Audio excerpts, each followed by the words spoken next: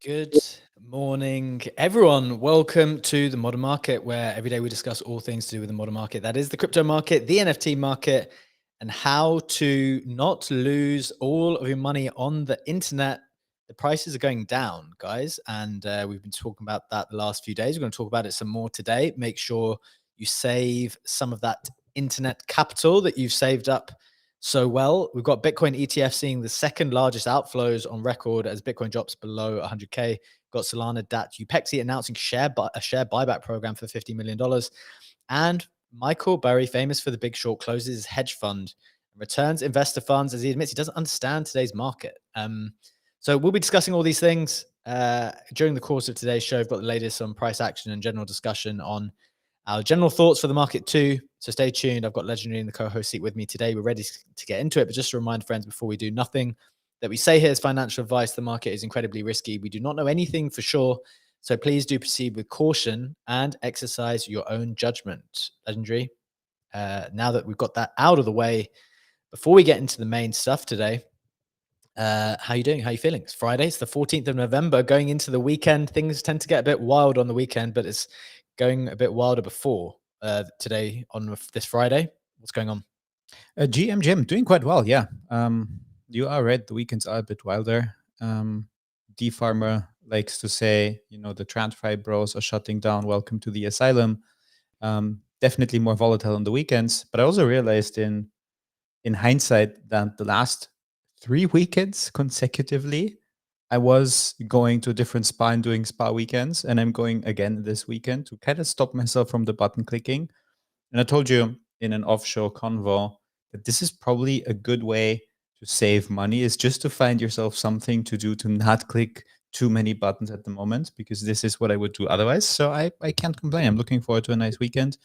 And yes, I see the price action right in front of me, looking pretty red. But I'm curious to see, and I said in the modern market chat as well, if TradFi is coming back next week to defend the 100K and send BTC back up or not.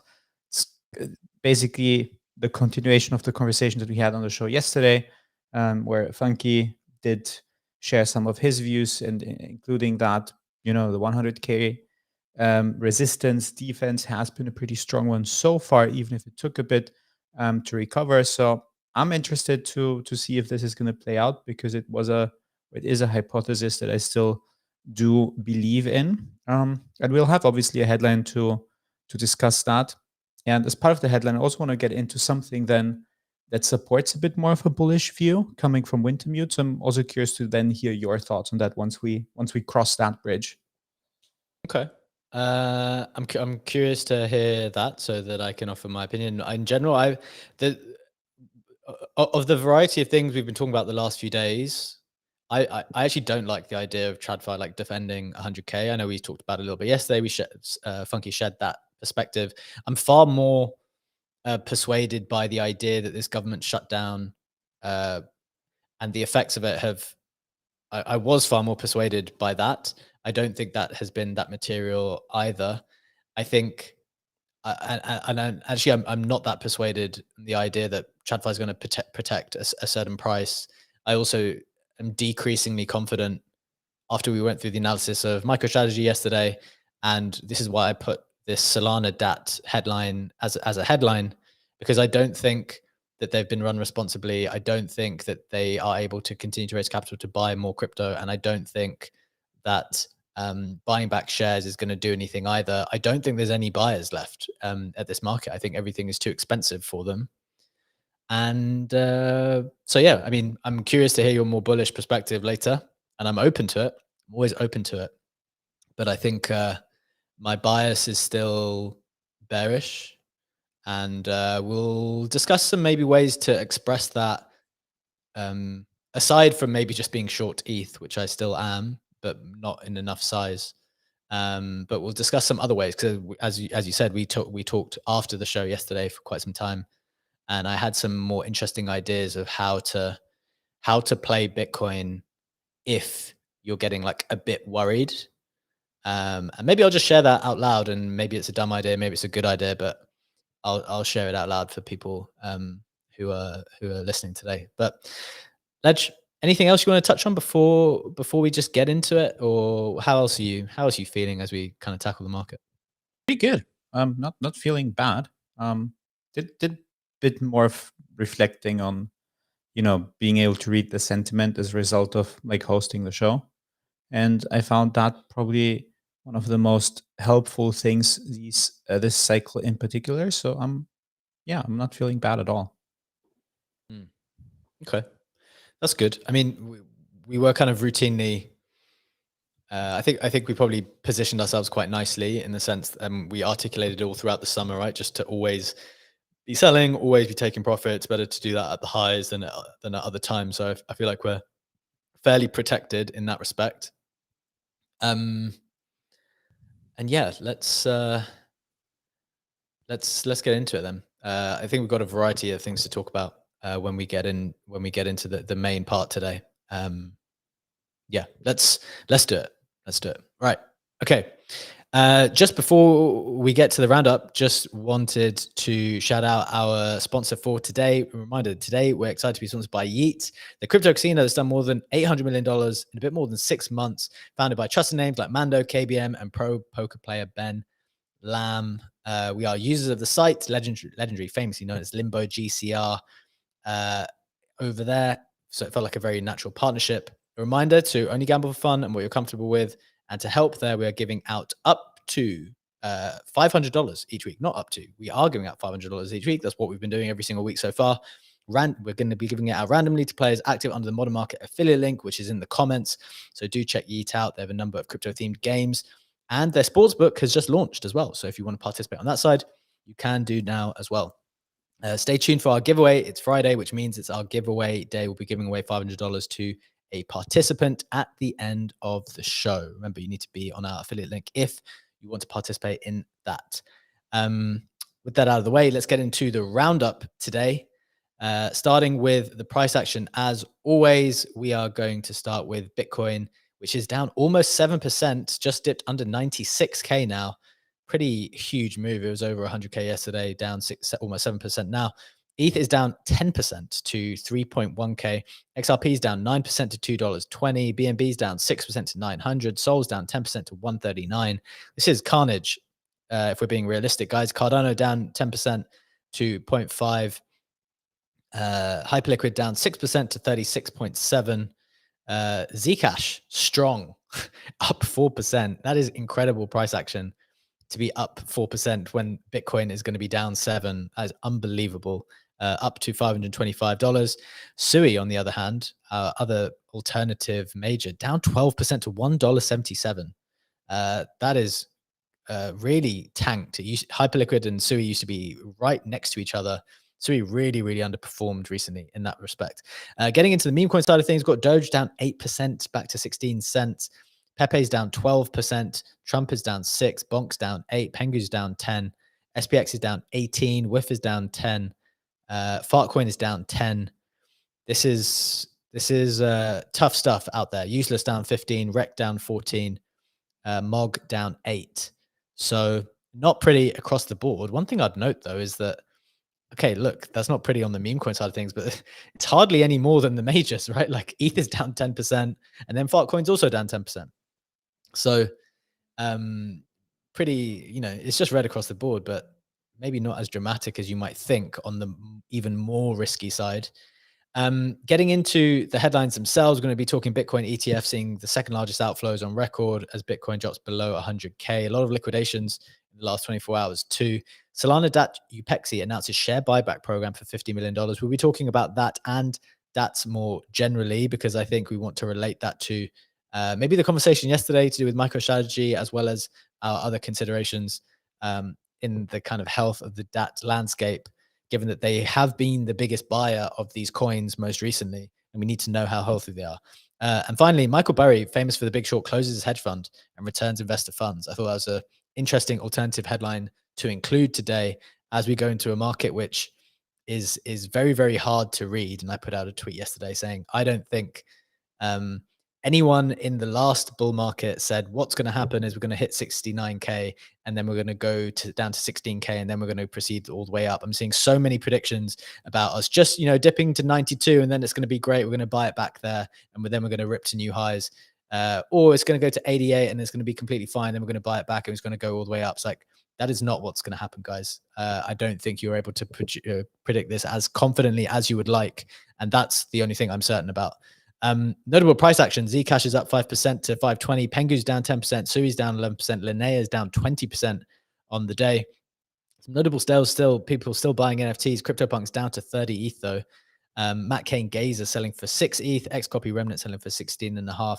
The rest of the NFT market is not looking great today. Lil Pudgy's down 10%. Pudgy Penguin's down 6%, down to 5.5 ETH floor. Obviously with ETH down as well. That's quite significant. Infinex patrons, after being up a ton, was down 5% as well. Mostly red across the board, to be honest, on the NFT side. Getting to the rest of the roundup to get up to speed with the rest of the news. Cash App announces USDC payments live in early 2026, powered by Solana. Uniswap announces continuous clearing auctions to help bootstrap liquidity and find market price for new and low liquidity tokens. I think that's pretty cool. XRP ETF sees $58 million on day one trading volume. That's not bad at all. Magic Eden announces 30% of all secondary marketplace revenues will go towards token buybacks. And DYDX announces community has voted for 75% of protocol revenue to buy back the DYDX token. There's a lot of other interesting bits of news. Felix announces Felix Exchange, where they'll deploy markets on HIP-3 denominated in USDH, the native hyperliquid stablecoin. Polymarket announces multi-year partnership with UFC as its prediction market partner. Polymarket on a very big marketing spree where they're signing all of these deals. OpenAI announces group chats in ChatGPT and now piloting in in Japan, New Zealand, South Korea, and Taiwan. Thought that was pretty interesting, kind of in the other side of tech. Kinetic announces it's conducted a Sybil hunt on its airdrop points. So additional points have now been distributed. You just want to check you haven't been flagged there, or if you've got any more points. If you have, then I think you need to sign the terms again. And finally, Infinex announces its next stage of airdrop preparation with Crate Run coming back on December the 1st. I think this, given there's not a huge amount to do at the moment and airdrops have kind of changed, that might be an interesting one to follow. I've been involved in Infinex in quite some time. Think it could be valuable. We need to see the mechanics maybe to make a specific call. And then finally, as Legendary already mentioned, or maybe I mentioned, Yeet announces its sportsbook has gone live. Shout out to Yeet for getting that over the line. I think that was a big lift, and we're grateful for them for partnering with us. In the meantime, right, Ledge, that is the roundup to get everyone up to speed with what is going on in the market in the last 24 hours. Before we get into the main stuff today, I'm actually looking forward to a bit of a general conversation with you about what's going on. I think is even more important on days like today when we're down, like big Bitcoin being down 7%. I know people might say, oh, it's not that bad. It's not like even a huge amount, but 7% at the moment on Bitcoin is big. Like it is. The market's changed. 7% is a big move based on where the market is now. And so it's more important to have these conversations sometimes in the midst of those moments. So what are you thinking? What's catching your attention? Anything specifically in the roundup or anything else? What's on your mind? Yeah, a couple of things I want to touch on. First of which, being actually on the NFT side of things, now with ETH being down to 3.1K and simultaneously the Punks floor being down as well. Punks are now at 5 figures. You can get a Punk for just 98K. I love that. I was watching that this morning, and I think this is why, remember you asked me the question the other day, like, should we stop? I can't remember what the question was. Should we stop reporting on the NFT market? Is it as important? Are people as interested in it? I think you always report on it. And to be fair, we did end up kind of coming to the conclusion, you've got to report on the Punks floor. I think things will not be bottomed out until Punks go to 50K. And I don't mean that just on the NFT side. I mean that that's a great well, at least it was one cycle. So I don't know if that's going to happen routinely. I feel like when things become too routine, they become too programmed, too telegraphed, and then they don't behave in that way. But I'm looking at 50 to 60K for a bottom for crypto as well.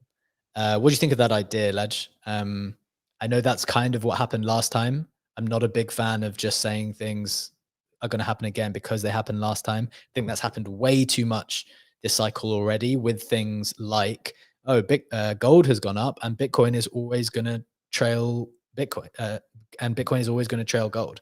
Like, it's not happening. M2 supply has gone up and Bitcoin is just going to trail it. Like, there's too much of this happening where it's like, oh, this happened in the past and therefore it's 100% going to happen again.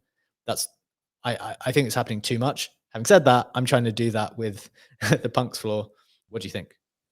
Yeah, no, very much agree with that. I think we have not seen enough cycles in crypto specifically to be like, oh, when this happens, this will happen. And people are oversimplifying things, right? They're saying, oh, the NASDAQ and BTC, they are correlated. So if one goes up, the other goes up. And if one goes down, the other goes down, where in reality, this is way more complex. And this is the thing that I want to get into a bit later. We're going to dissect this correlation to see how it actually works at the moment. So I agree with that point of yours. Then in terms of the Punks floor specifically, where do you see that primarily coming from going to 50 to 60K? Do you see like Punks going to 15 ETH and ETH staying in the 3K range? Or do you just see ETH going down another 40% and 2K ETH, but 30 ETH a Punk floor, and this is how the 60 come to be? And don't say a mix of both. Say again? Don't say a mix of both. Like, what would you think is the stronger effect, ETH dumping or the floor price of Punks dumping? Well, unfortunately, I think it is always both, because the way that Punks go up in price is by the ETH price going up as well. So I think it is both. So in the same way that the price of Punks goes up when the market is on fire, is the same way that it goes down. ETH declines significantly, and therefore the dollar value like starts to bleed as a consequence as well. So I think it is a little bit of both. Fair. I really like this idea. I like it a lot because I haven't heard or seen anyone else say it or think about it. And I think a lot of people also ignore the NFT market. I think a lot of people still, you know, I, I think people dismiss the NFT market a lot, but I think it's a great indicator of crypto consumer behavior, which is downstream of the health of the market, right? Like as you feel good about yourself, you're going to spend more, and as you feel bad, you're going to protect yourself with those more luxurious purchases. I'm a prime example of buying a super expensive cat the other day and then getting rid of it straight away, being like, what am I doing? This is not the time of the market to do this. And, you know, I'm not in the market for this right now. Like, I'm just not in the market for it. So I think there'll be a lot of people deciding I'm not in the market for a 6-figure NFT. And you've seen it now bleed beneath a 6-figure price. And I think that 50 to 60K guideline price might be one we get to as ETH continues to decline. That's my instinct. But Are you a buyer at those price levels? Are you getting a punk again? the thing is, this is what I think. I think again, we've kind of spoken about it on the show a bunch. I think that like people are too quick to pull the trigger because they think everything's going to be like a V reversal. And in some ways, even Trump's kind of conditioned us in that way most recently. And maybe the market has behaved like that a bunch. Like if you bought the tariff dip, for example, you were rewarded. I just personally, I think I kind of layer on top the political cycle on top of this, and there's 4 year. He's got a 4-year term. It hasn't even been a year that he's been in charge. He was elected 1 year ago, and he was inaugurated in January of this year. There's a lot of time. There's a lot of stuff to work through, and I don't think we can pump straight for the 3 years. I keep saying the same thing over and over again. I think we're going to need to be patient, and I think if they go to 50, 60K, to answer your question specifically about the NFTs, the Cryptopunks themselves, yeah, maybe I'd be a buyer, but I don't need to rush it. I'd like want to get the right one because I'd probably want to buy one that I like, and you'd probably get the opportunity to. But you know, I definitely wouldn't be like, oh, as soon as it hits that number, I need to buy it because it's going to V reverse right back to 80 or something. Like I'm not of that opinion at the moment, and obviously I could be completely wrong. And we could bounce right here, right now as well. But that's my general perspective. What do you think? Yeah, I agree. Probably at those price levels that you mentioned, I would also buy one. I just looked at Gandhi to see, because I don't like unproductive capital. Like now, I would not want to tie up 100K to get a punk.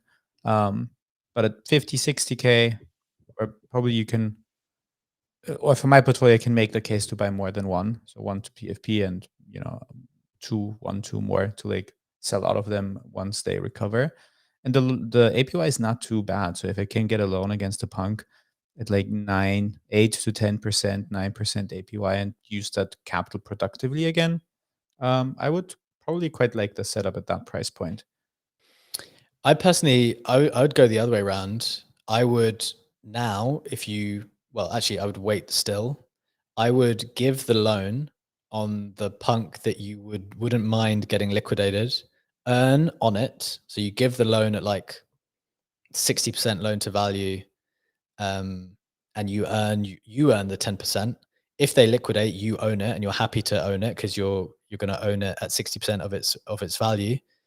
And that would be the way around I would do it, because I think the other way around, if we're in a more extended period of chopping around, whether that's a bear market or just chop, it's going to be very difficult for you to outperform 10%.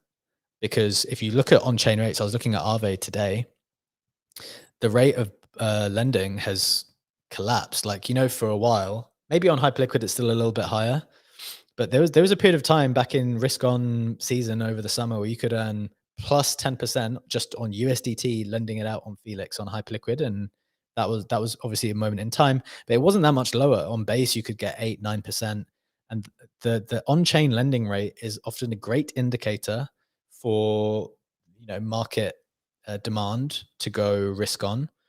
Now USDT, you can get 3% on Aave on mainnet, and I think it was 4% on USDC. So it's like the app, like the rate's telling you the demand is not there. And I think if you were to go the other way around, which you just described, you'd be, and to be clear, like you have your various ways. There would maybe be opportunities for you to outperform the 10%, but it's certainly not as easy as it would have been before, where you could just stick it in Hyperliquid and earn your 10% because that was the on-chain rate because everything else is so risk on. Thoughts on that, Ledge? Yeah, Felix is at 8% for USDT Zero in the Frontier pool. So that is down, as you said. Probably to then outperform the 10%, you would have to factor in some sort of airdrop activity as well, right? And you could also make that point in Gandhi's case, just given the fact that there is a point system. I would speculate that that point system at some point might translate into a token. But it's not probably as straightforward as with some other protocols that have been teasing a token. I think Gandhi is not really speaking about tokens too much from what I've seen on their timeline, but fully agree with you. You could outperform the 10%. You would probably have to factor in some airdrop farming to do that comfortably, and it's not as easy as putting money into Felix when the bull market was in full season. You would get 17% for just doing that and still farming. Well, let's talk about that airdrop perspective then. I put out a tweet this morning because I think that's super helpful. Let me get it up on screen. I put out a tweet this morning which said, let me find it. You're finding it as well at the same time. Yep. Like the game's also just changed. So I agree with you that once upon a time we could have. I don't think we ever necessarily took on this risk, by the way, but you could have borrowed out thinking, let me lend in this protocol and farm the points, and in aggregate, the amount that I earn back will be much more than the APR on my loan. Because the way things used to work is, for the capital that you provided, you would just be allocated points, and then you would just be allocated tokens, and then you could just sell those tokens. Things are just not straightforward anymore, even in that regard, right? And so one thing, two points I made this morning, I said it should go without saying that any airdrops you had been optimistic about, you should mark down in your mind for two reasons. One, the market is not healthy, and so valuations will obviously trade lower. And I don't see a good reason for this to turn around in the short term. You can be bullish the industry long term, and you can still recognize that this is not a good trajectory that we're on right now. And you have to be open to the possibility, even if you do think it's going to turn around in the next month, even if you do think there's going to be a Santa rally, which I'm not particularly persuaded by. But even if you did think that, you've got to be open to the possibility that it won't. So the valuations are obviously going to take a hit. One example of that, Ledge, we were talking about this off air the other day, is how the kinetic valuation on Polymarket has just the proportion betting on 250 mil FDV is way higher now. Whereas at one point people were betting on 500 mil. I think there was maybe a 750 option as well at one point.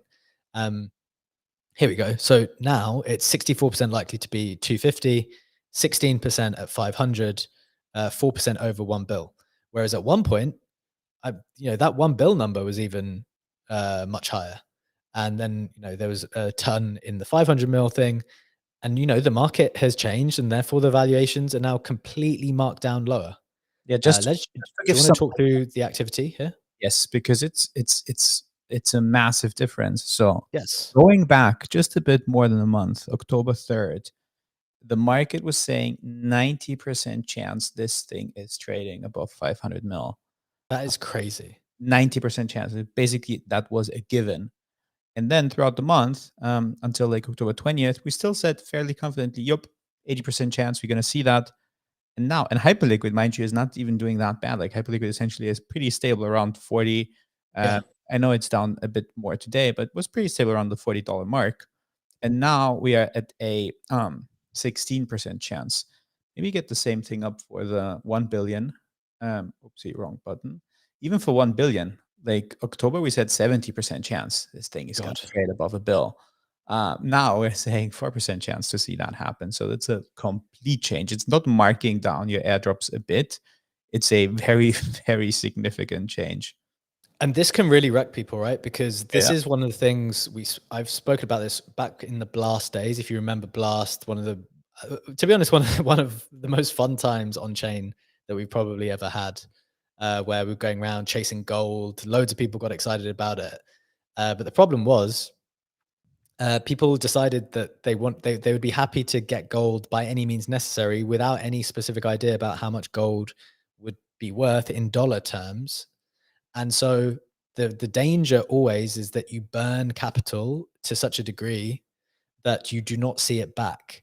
And when valuations decline so rapidly because of deteriorating market conditions, you can very, very easily end up with significantly less than what you had hoped for, which is why I think it is always best to you put your capital, you chill out, you don't burn capital, or if you do burn capital, you're burning in a way that's like super responsible, and like you're managing the burn, um, and you try to do that in a way where it's like very focused on a high proportional bet. But look, we can't always predict these things either. Like in a month and a half, the whole landscape has changed, and you can see that literally reflected in the poly market data.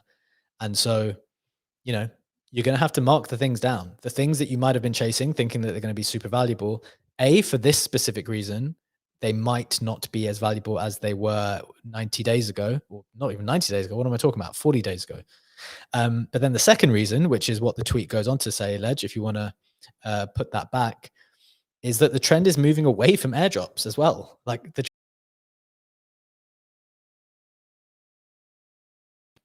I don't begrudge teams for making this move. I think there should be enough data out there for them to consider what an optimum allocation should be and try to design something more intelligent than a dump fest. So that was my tweet this morning. Curious for your thoughts on the second part or first part put together. Like in aggregate, what's your take on future valuations and how to get exposure to them?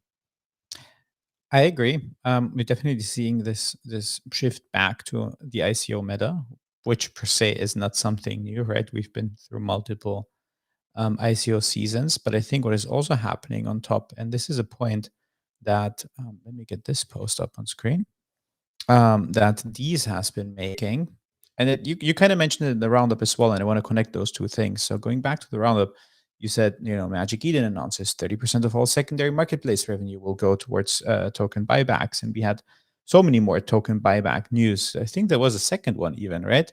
Yes, DYDX, you said that as well. They voted for 75% of the protocol revenue to buy back the DYDX token. And Dees was making the point that this buyback meta is not the end all of things. It's not like the optimum solution. He said people who blindly love Rev and buyback tokens did not study Rollbit, Rollbit being the only casino who did use the fees that they generated off the wagered volume on their website to buy back tokens, which, worked for a while until it stopped working. And I fear we're going to see a similar situation for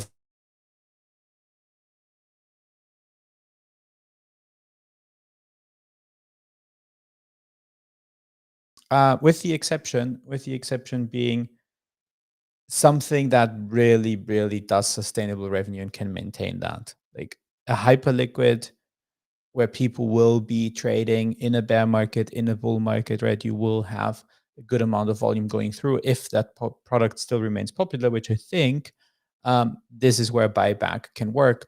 But for protocols that will also go with the market flow, I think they will suffer massively once certain trading volume of that or usage volume of that platform goes down. People won't trade NFTs that much more, won't use a specific protocol too much. And then the buybacks also stop because the fees stop coming in. That will hurt the token twice, and that will make for some very, very brutal charts once basically the fees stop coming in, and then you have no buybacks. You have additional sell pressure. You have people using the platform less and less, and you don't have the buybacks to come in and kind of soften that fall. That will paint some brutal charts in the future. Yeah, I'm also of the opinion that these buybacks are not going to save anyone. Not in this market. It's not going to save anyone. I have another idea which I wanted to run by you. This is an idea of what will it take to get on-chain activity moving again? Because I think the pump metrics are down. It's still not bad, still pretty good, all things considered, for a kind of crypto business. What would it take to bring on-chain back? Because those metrics are down, undoubtedly. I think what it's going to take is some egregious blocking of financial freedom, transaction, the blocking of the freedom to transact in a way. Because in some ways, one of the reasons why the original on-chain behavior went so crazy, and specifically with memes and other things like that, was because I think in some way because everyone was getting blocked out of these other types of tokens. VCs were, delivering these very, very structured tokens they would then unlock and just continuously sell on top of people. It was a very unfair dynamic. Now, obviously, there's issues with fair launches as well and the way people are bundling them up. I'm not saying that that idea is perfect either. However, now we're packaging up ICOs. It's ICO season, right? It's ICO season. That's going to be the way that people try to do these things moving forward. For whatever reason, from a regulatory perspective, the door is open and people want to take advantage of that.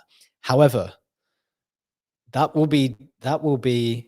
is being pitched as like a very democratic way to get everyone in. Everyone can participate. What a wonderful thing that everyone is doing for everyone. It's not, though. And the reason why people will get incredibly frustrated with this model moving forward is that A, the allocations are not going to be big enough. And then B, so for example, with Monad, I think is going to be quite small. I think people will be upset with Mega ETH based on some personal, like the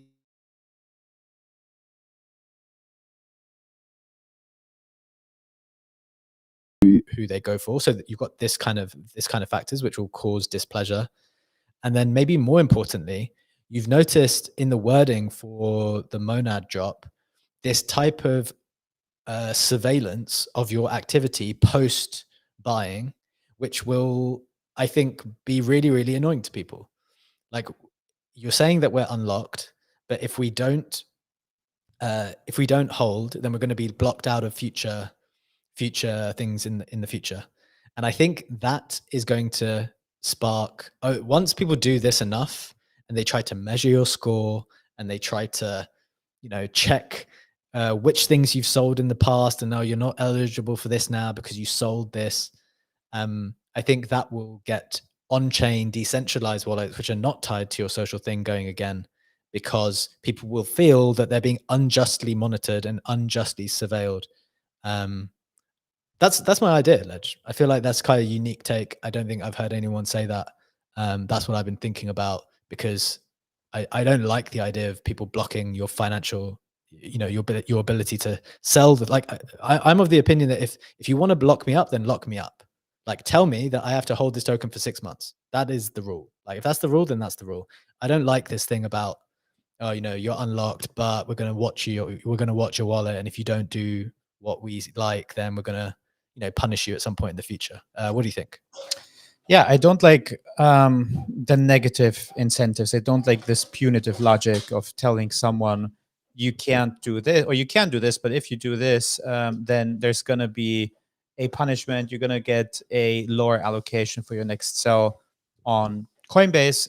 Absolutely don't like that. If anything, I agree with you to say, if you want to lock me up, do that. Tell me what is the vesting, what is the cliff. And we've seen projects who said, this is the vesting, this is the cliff, 3 months cliff, you unlock 6 months cliff, you unlock 20%, whatever. And then the founders like being pissed that once that cliff is here, the people are selling their tokens. Like, you as the founder very well stipulated the tokens. Of course, people can sell, and they upheld the contract. They got the tokens. They waited for the period that was stipulated. You can't be mad at them that they're now selling the token. And if anything, you want to create a positive incentive for people to hold. Like, why are you not going the other way and telling me like you get a big allocation? Yes. Isn't that? Yes. And ultimately, I don't think just adding to your take, that it makes too big of a difference. It's all of the same. Like if you do, if you do a pre-sale, as you said, like people will get a smaller allocation because we've seen that with some Legion pre-sales that were massively oversubscribed, and then some people, I don't know, put in like 1 mil, and because that amount was so absurdly high compared to what others requested, they got a higher allocation based on that trust that has been expressed. And then even if you look at something like the Legion score, that has a ton in there which screams on-chain activity. Be a good on-chain degen, and for that you need to be around, needed to have been around for years, and also have a certain level of capital. And that in itself is not too different from farming an airdrop, because most airdrops will benefit people who have more money to play with.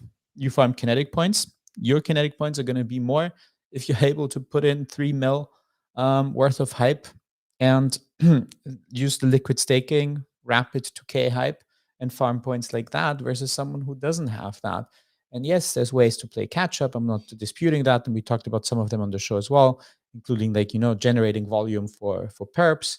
And you can do 7-8 figure volume with maybe a 5-figure bag, but someone with a 7-figure bag can do 10-figure volume on there. So it's always going to be more beneficial to people who have more money, whether that's an airdrop because they can farm that at a different scale, or whether it's a pre-sale because they either can put in more money or they have on-chain activity or other criteria that allow them to get a higher allocation. Monad with Coinbase, benefiting Coinbase Pro users and probably also users who have been more active on Coinbase as well. The difference is, okay, you have that social layer, the KOLs coming into play, but they come into play in both cases. You will have KOLs who get a higher allocation because of their Kaito leaderboard ranking or whatever, and you also had KOLs who, for projects to do an airdrop, get a KOL round which they can invest in and get especially preferential terms. But ultimately, all the measurement systems that we come up will, at the end of the day, have an underlying monetary layer. It's just that we like flag it and brand it in a different way. Yeah, I think we're going to have to go through a few ICOs before people realize that the process is going to actually end up being quite annoying. And it will be ignored for a little bit because people are going to make money. And so that's the best way to keep people happy. But I think it's going to be increasingly teams are even going to struggle with it as they realize that you give people these early allocations, and it's basically it's hard to hold. It's going to be, you give someone a liquid 2 or 3x and then you let them unlock. It's almost irresponsible to hold. Like that, it's bad financial advice to hold a liquid 2 or 3x in basically any market. Sometimes it can be even more. And you have to understand that they're going to have to take that profit because, you just don't get those opportunities all the time. So this is something I'm going to monitor. I think that we're going to have to see a few of those play out, see the price action that comes out of it. And then there'll be some type of reversion to on-chain activity again. But this is, again, we're being patient here. This is not like, okay, next week people are going to realize that there's been too many ICOs. There haven't not been too many ICOs yet. There needs to be more. So I'm thinking next year potentially. But anyway, this is just some ideas I had about when we can see some of that activity picking back up. Wanted to share that with you all because I hadn't heard anyone else say it. But let's get into the main stuff today, Ledge. I know we've chatted a bunch ourselves, which I think is kind of fun sometimes. So I'm glad we did that. But before we get to, remember, today's Friday, so we're going to do our Yeet giveaway at the end of the show in around 15 minutes. We've got 3 headlines to touch on. Let's go straight into the Bitcoin ETF headline, Ledge, where I think we've seen some significant outflows. What do we need to know on the Bitcoin side? Pretty horrid price action for the leading coin here. What do we need to know? Yeah, absolutely. Yesterday has been brutal for the Bitcoin ETF, second highest day of outflows. Outflows coming in at a total of 866.7 mil. The day previous to that did see outflows of almost 280 mil. And just to take a quick look around the other asset classes, and then I do want to get into this Wintermute thing that I mentioned on the show. Gold had an interesting week. I would argue gold was up to 4.2K yesterday, is now down almost 2% as well, is down to 4.1K, is falling as we speak. I think it started the morning at 4,170. Now it's at 4,117. And the Nasdaq similarly is also down 2.3%. So again, like the correlations, or the like, because we spoke about, oh, when gold goes up, this happens, or when gold goes down, this happens. They seem a bit out of place now. And Wintermute had this very interesting analysis to say this about the BTC and the Nasdaq and the correlation. They titled their opinion piece "The Correlation That Only Hurts," which is a good way to describe it, because BTC still moves with equities. They're saying the correlation stays high, but BTC reacts more to Nasdaq losses than gains. And BTC's performance skew has been structurally negative in 2025. That means it falls harder on equity down days than it rises up on up days. And that's a pattern we've last seen in the 22 bear market. And this is basically the bullish reading of that, which they're offering to say that basically BTC is suffering more on a red day. We've seen Nasdaq is down 2%, BTC is down 7%. The Nasdaq is up 3% and BTC is not up as much. This is a behavior that you rather see in a bear market. This is exhaustion behavior. And they typically say this signals exhaustion, not euphoria. And which on the one hand means BTC has been holding up quite well despite this dynamic, and that this behavior happens usually near bottoms, not tops.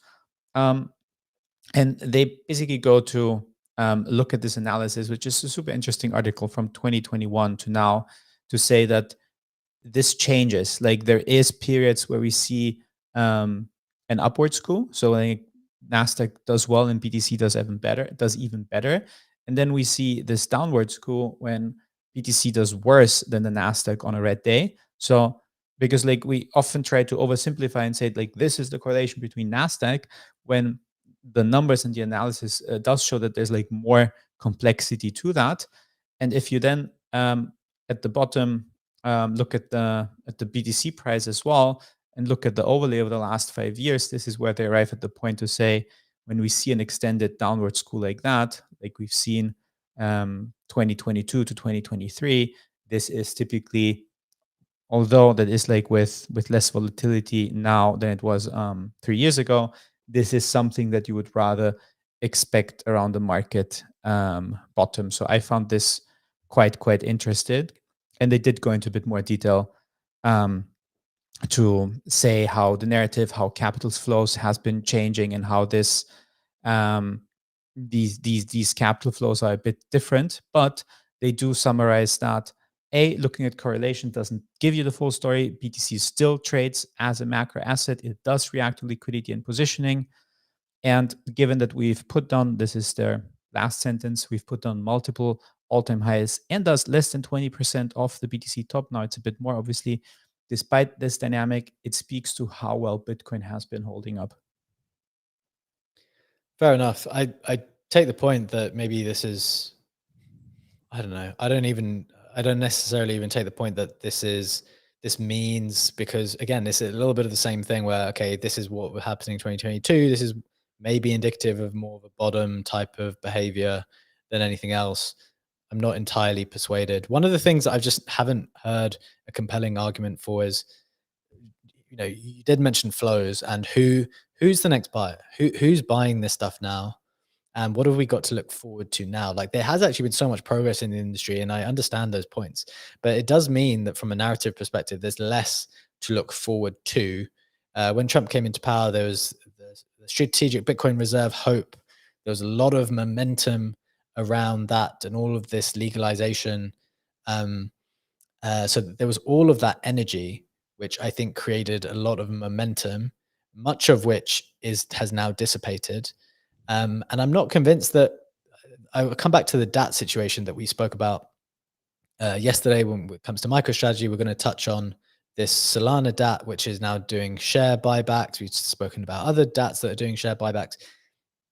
The DATs are not going to be able to buy more because the share price is share prices are too low, and they need to protect the share price at some point. So this is a real issue for the next buyer. And that's what gives me concern. That's what gives me concern here. What do you think, Ledge? It doesn't concern me in a long enough time frame. Like if you think about how ETFs, were once established and how many years, if not 2 decades, it took for ETFs to become household in portfolios of people, it's probably the same with crypto, and crypto is moving faster, so that is good. But until you will be saying, oh, I'm buying stocks, I'm buying my S&P 500, I'm allocating 5% to gold, I'm allocating 2% to Bitcoin, and this is ultimately retail flowing in over like a multi-year or maybe like even 1 to 2 decade long period. That over that time period, I'm not too concerned. Now, on the other side, on the shorter time frame, I agree with you. I don't see like that's now coming in and starting to trade at a 3x MNAV again and be the liquidity that pumps us right now in November, December back to 150, back to 125K and then to 150, whatever. But on a long enough time frame, I'm not concerned about the next buyer. I mean, I think there just needs to be a next buyer. There needs to be a next buyer, and I can't identify them at the moment. That's the issue. Do you think that retail won't be interested to? Correct. Like, I don't think retail wants Bitcoin at all. I don't think retail is interested in crypto at all.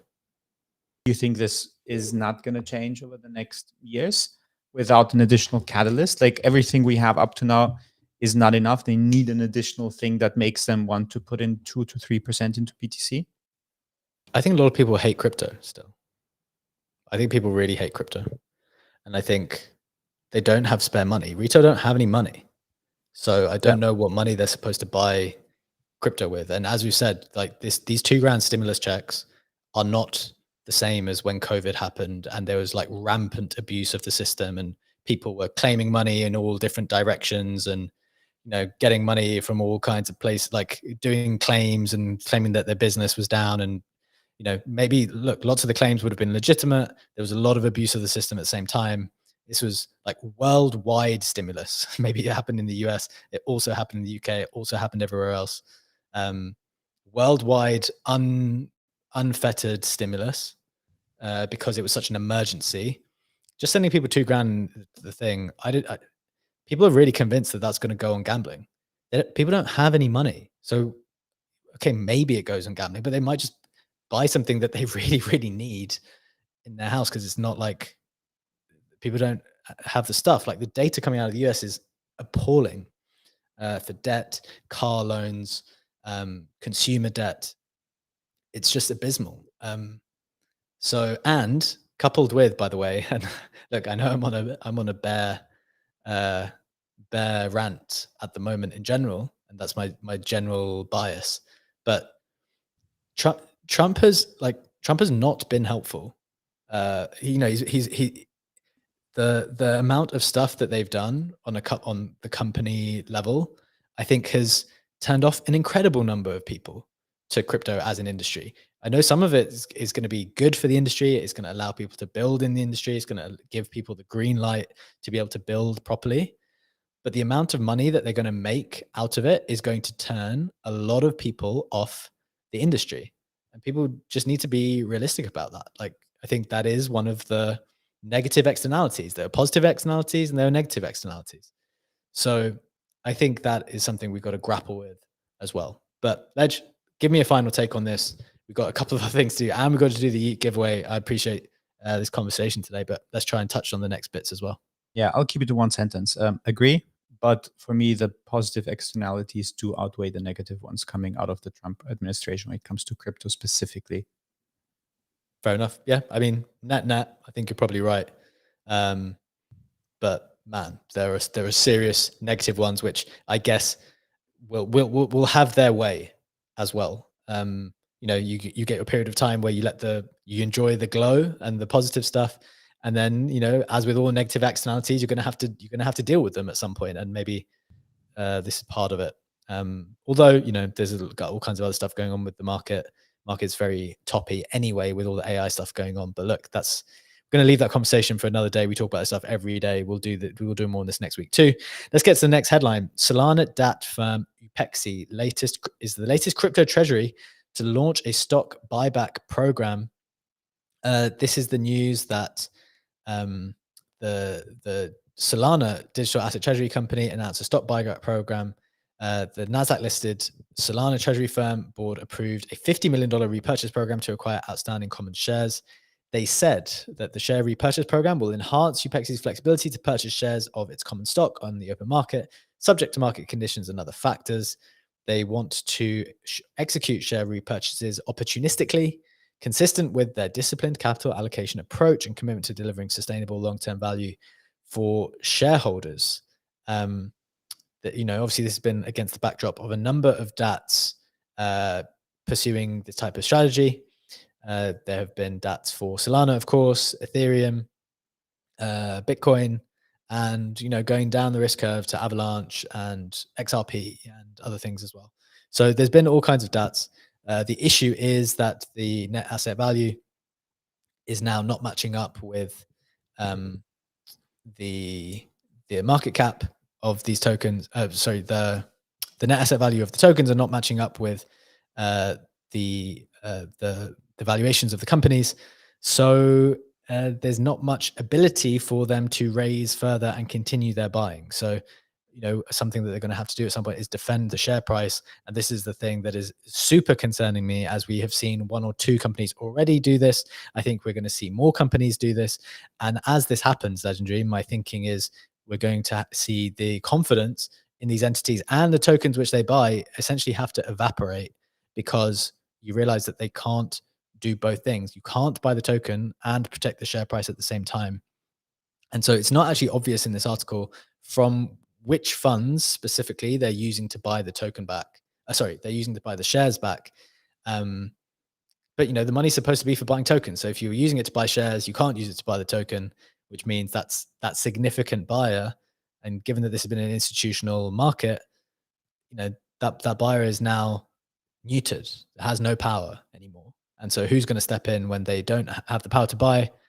I don't know the answer to that question. What are your thoughts here on this specific Solana DAT or any other part of the DAT conversation? No thoughts on this specific one.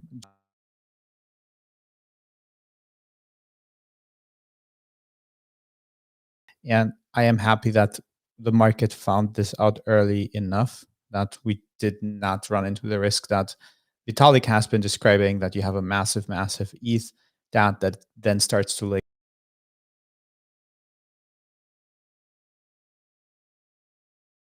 and then that all blows up catastrophically. We don't have that.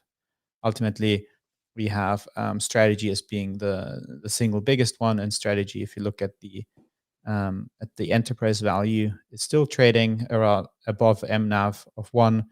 We looked at it yesterday also from purely the shares outstanding perspective, where it's trading under 1, but not to a not significantly under 1. So that is at the moment not something where we need to be worried about that strategy cannot repay their debts. So I'm happy that basically the market found out pretty fast that this DAT model is not a sustainable one. Okay. Good stuff. Let's just hit the final headline quickly. I'll just do it quickly because it's not one that I think we need to dwell on. It's just a quick one for a quick take. Before we get to our Yeet giveaway, partnered giveaway, as usual, it's Friday. So we've got $500 to give away to one of our participants who are participating on the Yeet affiliate link. So we'll get to that in just a moment. But before we get there, final headline of the day is Michael Burry of Big Short fame deregisters Scion Asset Management. Famous for the Big Short, Michael Burry, known for his successful bets against the US housing market in 2008, has deregistered his hedge fund. The SEC database shows the registration status is terminated as of November the 10th. So they managed, I believe, $155 million in assets as of March. And in a post on social media platform X on Wednesday, Burry said, on to much better things from November the 25th. It looks like they haven't responded to Reuters. But I think Burry's been pretty critical of just the general move up and the relentless move up sounds like he's stepped up. He had stepped up criticism of technology heavyweights, including Nvidia and Palantir, in recent weeks, questioning the cloud infrastructure boom and accusing major providers of using aggressive accounting to inflate profits from their massive hardware investments. I did read a little bit about this actually in relation to Meta, where there are people on the accounting side raising questions about some of these numbers, because the more you get deep into accounting, the more you realize that sometimes you can kind of report whatever you want to report. Like, if you want to report a loss, you can figure out a way to report a loss. And if you want to report booming profits, you can figure out a way to do that. So I have not looked at the numbers myself. I don't know if there's any validity to that, but it's something that is being flagged, and I would probably want to look at it in a bit more detail. So, Ledge, I guess this is just an interesting note in the sense that, a prominent investor saying, I don't know, kind of saying just the reading of this has been that it feels like he's calling it quits on the market. Saying, go on. He worded it very eloquently in his newsletter, where he said, "My estimation of value in securities is not now and has not been for some time in sync with the markets, especially to tech companies." Yeah. I've seen this criticism levied at, like, across the board, where I don't know, the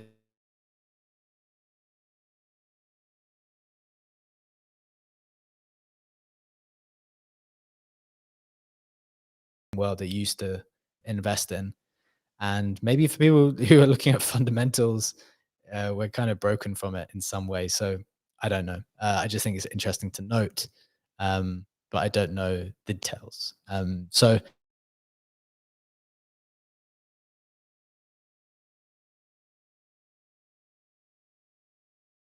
$500 to give away, Legendary. What are the rules today? Who is in the giveaway? What do we need to know? And let's see who's going to win. Absolutely.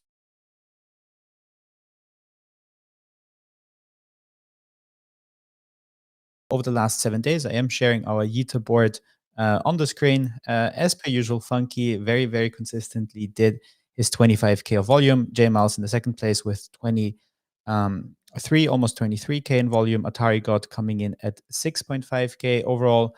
We have 65 participants who did $60,000 of volume on Yeet. Every way we do apply a different weighting formula. I come up with one every Friday for the entries on the wheel of names so that the system cannot be gamed. And with that, we are ready to get into it. This time we have a very, very loaded wheel with lots of entries, lots of funkies in there as well, lots of JMLs in there as well. And we are ready to spin the wheel Let's and do it. Let's see spin. who is taking home $500 for the weekend. I've never seen this many names on the wheel before. Yeah, it was I a bit. guess you weighted it in some interesting way to have. Creative today. Is this moving over? Angelo. Angelo. Congrats to Angelo, the winner. I believe that is Angelo's first win. Is that correct, Legendary? And with $84 in volume, that is pretty nice, because that means Angelo had a single entry. I did give extra entries for every $500 of volume, so that was pretty lucky win. Pretty lucky win, Angelo. Congrats. Congrats for participating. Congrats for the $500. If we are not familiar with your details, just let Legendary know the details on Telegram so we can make sure you get paid out as soon as possible, ideally over the weekend. So do reach out, confirm your details with us on Telegram, and we'll get that sorted for you. Just a reminder that if you want to participate in this, you have to sign up to use Yeet via our affiliate link in the comments, whether it's on YouTube, Spotify, or on X. And you can participate from next week, because we'll be doing the same thing again next Friday. With that out of the way, thanks so much for joining us. That was a good show today. I hope you enjoyed it. Thanks to Legendary, my co-host, as always. Thank you so much for joining us. Thank you to Yeet for partnering with us every week on Fridays, and we hope you have a wonderful weekend. Take care, guys. It's a tough market out there at the moment. Navigate it well. Have a good weekend. We'll catch you on the other side. Bye-bye.